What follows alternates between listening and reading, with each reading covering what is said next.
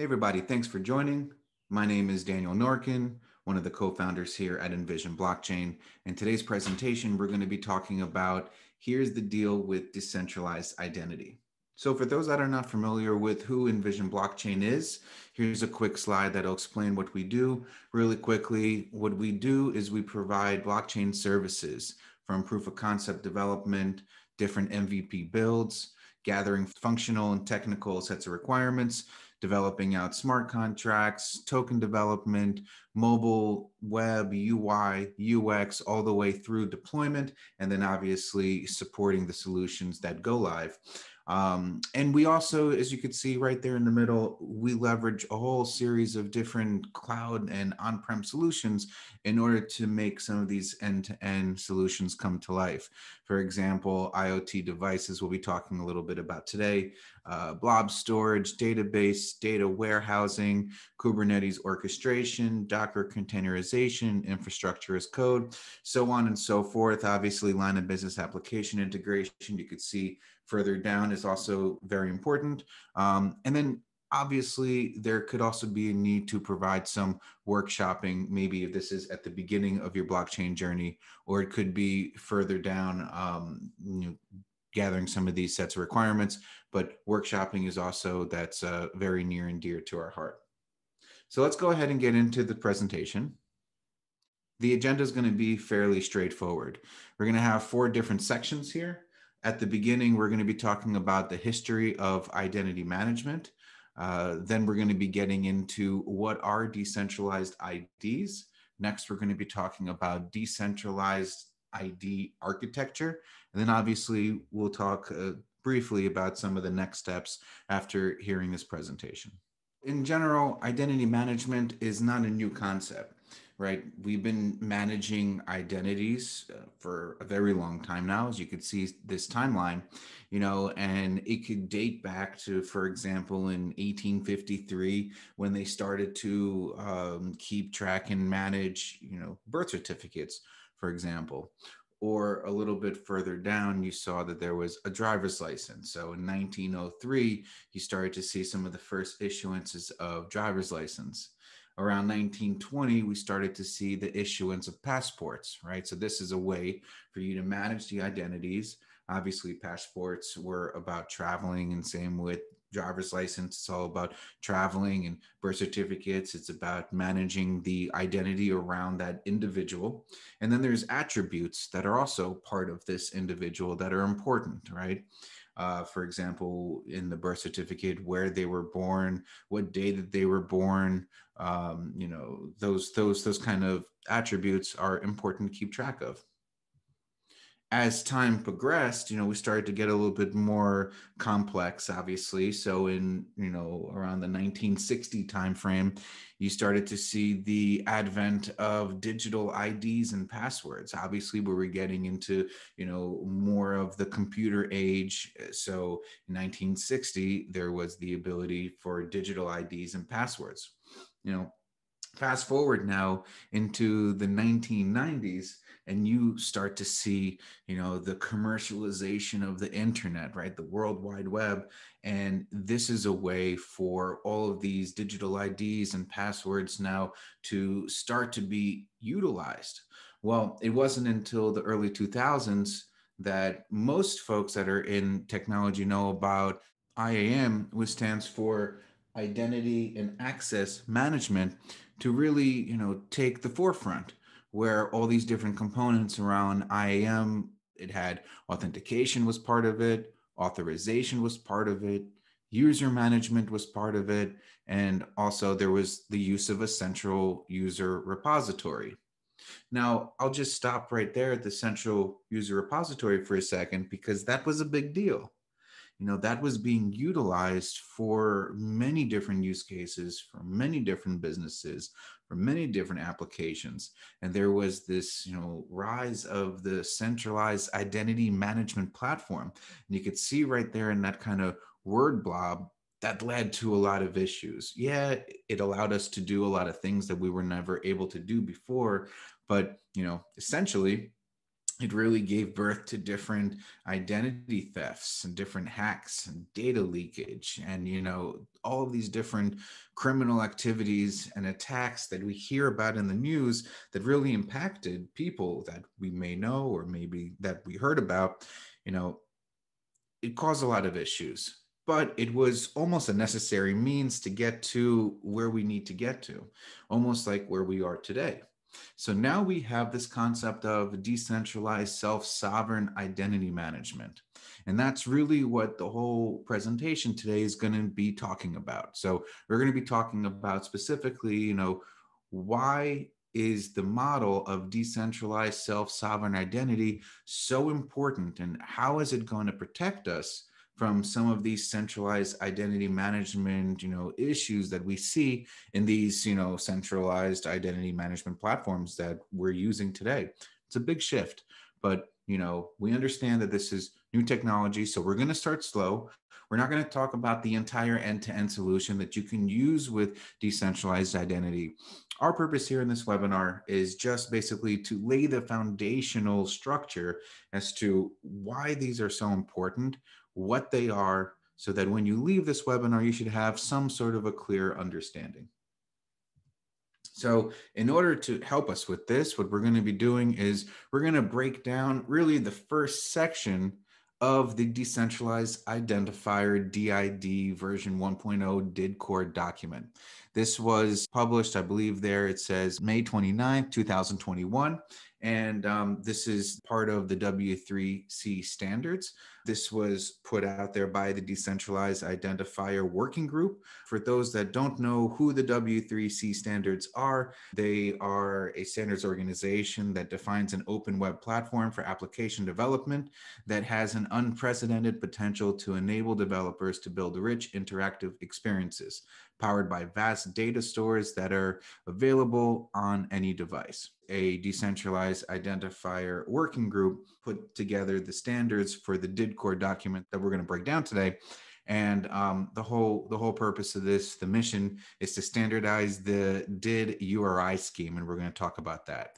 The data model, we're going to talk a little bit about that, and the syntax of the DID documents, we're going to also get into that a little bit, which contain the information that's related to DIDs that enable the aforementioned initial use cases and the requirements for DID method specifications. Without further ado, let's get into it.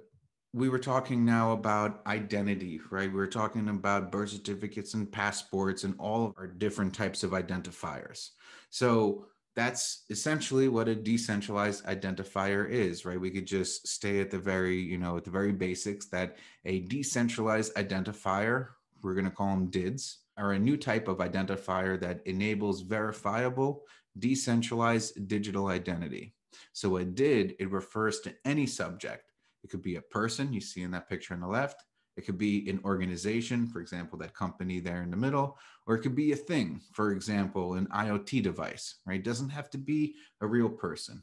It doesn't have to be a device. It could be an organization can have a DID. An IoT device can have a DID. A very individual could have a DID, right? So in general, what we need to know is that all of these different, entities that we're talking about, they're essentially what we're going to call as a DID subject. Okay, so these DID subjects, again, they could be any person, any place, anything. It's like a noun, basically.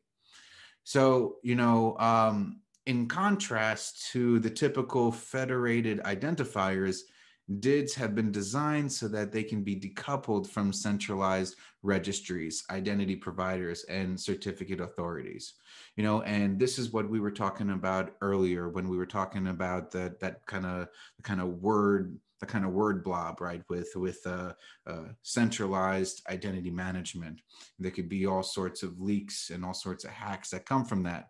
The reason for that is that we know that all of these different subjects could have a unique identifier, but currently the world that we live in is that the unique identifiers that belong to us are not under our control, and they are issued by external authorities that decide who or what they refer to and when they could be revoked.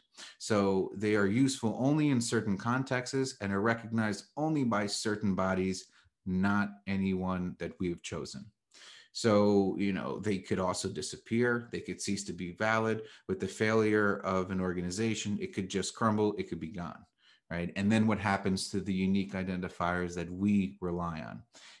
They may unnecessarily reveal personal information. It could happen without our consent. We've seen this through data leaks many times in the past. And in many cases, they could be fraudulently replicated and asserted by a malicious third party, which is more commonly known as identity theft. We've seen that. We've seen that time and time again. Again, this notion of a central database to control this information about us, it's got to change, and that's where the change is happening. So now we have this new concept that we're about to introduce. It's a controller, right? So these subjects that have, all these different attributes and all these different identity properties, whether they're people, whether they're a company or organization, whether they're an IoT device, they need to now be controlled by a controller. So specifically, while other parties might be used to enable the discovery of information related to a DID, right, your decentralized identifier, the design of DIDs that we're going to be talking about is enabled by the controller of a DID to prove the control over it and without requiring permissions from any other party. So again, this concept of the controller is going to be very important. But now let's take a step back. Now let's read this from left to right. So again, we're still describing what a decentralized identifier is. So DIDs are URIs that associate a DID subject with a DID document, allowing trustable interactions associated with that subject. So again, just to recap, there is a URI, right? It's going to be very similar to a URL, right? www.envisionblockchain.com is the Envision Blockchain website. That's our URL that when you go to that website, it goes to a specific, web page. So it's going to be very similar to that. There's going to be a URI that is associated with the subject that then it allows an interaction with the DID document. Again, we're going to break this down a little bit more, but we're starting at the high level and we're getting down into the weeds. So now let's take it one step further. Now, again, remember, we have the URI on the left-hand side. We have the subjects that are kind of, what this is all about. You have the DID document. Now, the DID document, it expresses cryptographic material that's important, verification methods, or different services which provide these sets of mechanisms that enable a DID controller to prove control of the DID. So again, you have your URI. It's associated to the subject. The DID document is essentially a set of instructions. So remember, we were talking about what the URI is. So here it is. You have the URI scheme. So kind of reading it from left to right is that, for example, you have DID, example, and then a unique identifier. So on the left-hand side, you see in the blue, you see the DID is the scheme. You see the DID method, which is the example, and the DID method specific identifier. Now, we're not going to get too deep into this one, but for example, this DID method talks about where the DID is living and what was the method of implementation for that DID. So for example, if you were using Bitcoin or Ethereum, or if you're using Hedera, or you're using Cardano, any of these networks, they would have a DID method associated to that. And that's where you would see where that DID is living. So just to recap this, that each document could express any of these cryptographic materials. And we'll talk about what that DID document looks like on this next slide. We're gonna get rid of everything in that DID URI except for the method specific identifier, because it's important that we just kind of connect all the dots that we can over here. So again, you see kind of this, the sample DID document on the right-hand side. It's an object that's produced after the implementation method. Essentially, you could just see where these arrows are. Remember, we were talking about the instructions to the controller. You could see that that's where that line is, and that arrow where that's pointing, where that controller is in the quotes, colon, and then did, colon, example, etc. And then you also have the did ID, right? So again, you could start to see kind of how all of these pieces are put together. Now we're going to get into a little bit of the did architecture overview. So this is, again, something that's extremely high level. It's really extremely generic. And we're going to go through this piece by piece. So the DIDs and the DID URLs. It's a decentralized identifier, or a DID, a URI composed of three different parts that we were just talking about. The DID scheme, the method identifier, and a unique method-specific identifier specified by the DID method. DIDs are resolvable to DID documents. A DID URL extends the syntax of a basic DID to incorporate other standard URI components such as a path, a query, and a fragment in order to locate a particular resource. For example, a cryptographic public key inside a DID document or a resource external to the DID document. A DID subject, that refers to the subject of the DID. So by definition, it's the entity identified by the DID. And the DID subject might also be the DID controller. It could be. Anything can be the subject of a DID. Again, what we're talking about is a person, a group, an organization, a thing, or a concept even. A DID controller. The controller of a DID is the entity. Again, it's a person, organization, autonomous software, for example, that has the capability as defined by a DID method to make changes to the DID document. This capability is typically asserted by the control of a set of cryptographic keys used by software acting on behalf of the controller, though it might also be asserted via other mechanisms. Note that a DID might have more than one controller, and the DID subject can be the DID controller or one of them. The verified data registries, in order to be resolvable to a DID document, DIDs are typically recorded on an underlying system or network of some kind. Regardless of the specific technology used, any such system that supports recording DIDs and returning data necessary to produce DID documents is called a verifiable data registry. So some examples of this include distributed ledgers, decentralized file systems, databases of any kind, peer-to-peer networks, and other forms of trusted data storage. This is where your blockchain is essentially sitting. The DID documents, again, the DID documents that we spoke about earlier, they contain information associated with a DID.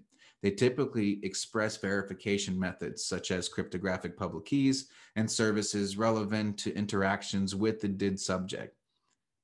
DID methods are the mechanisms by which a particular type of DID and its associated DID document are created, resolved, updated, and deactivated. A DID resolution or a DID resolver is a system component that takes a DID as input and produces a conforming DID document as output. This process is called DID resolution. The steps for resolving a specific type of DID are defined by the relevant DID method specification. And last but not least, DID URL dereferencers and DID URL dereferencing. A DID URL dereferencer is a system component that takes a DID URL as input and produces a resource as output. This process is called DID URL dereferencing.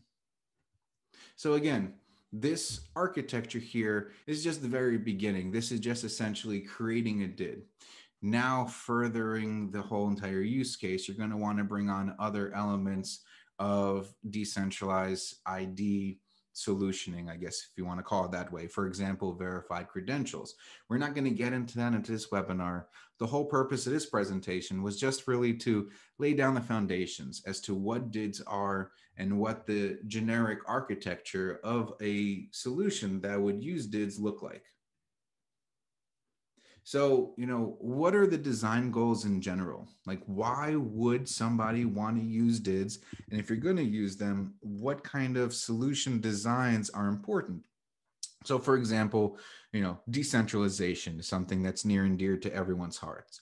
And essentially, that you want to eliminate the requirement for centralized authorities or single points of failure in identifier management, including the registration of global unique identifiers, public verification keys, services, and other information.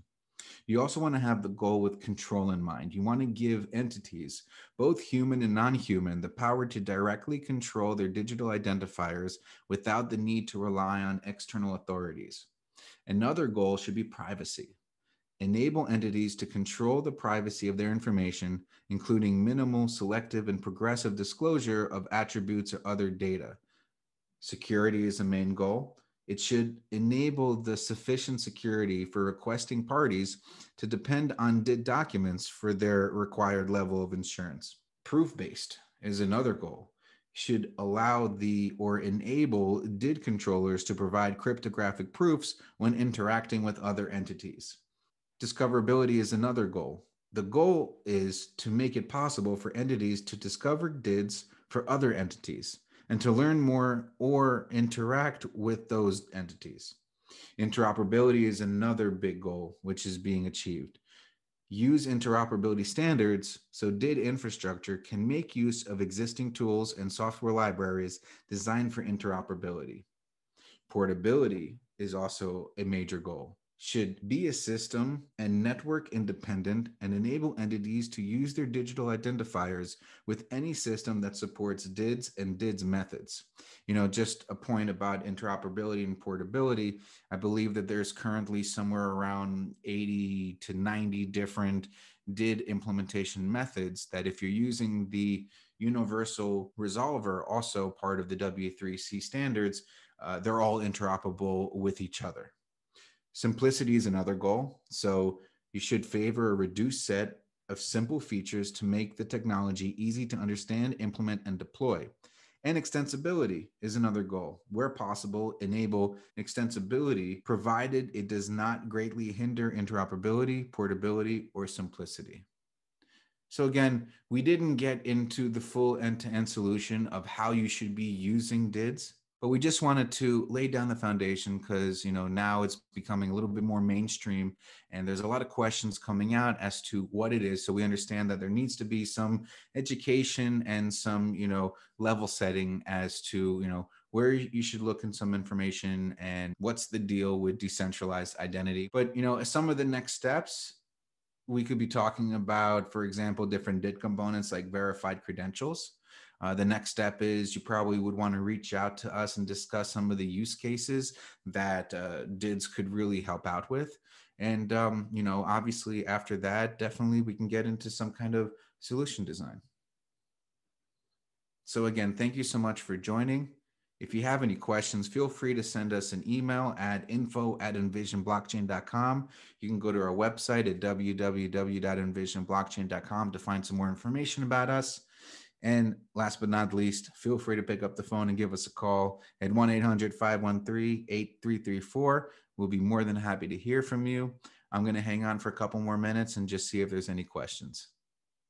Thanks so much for coming. Take care.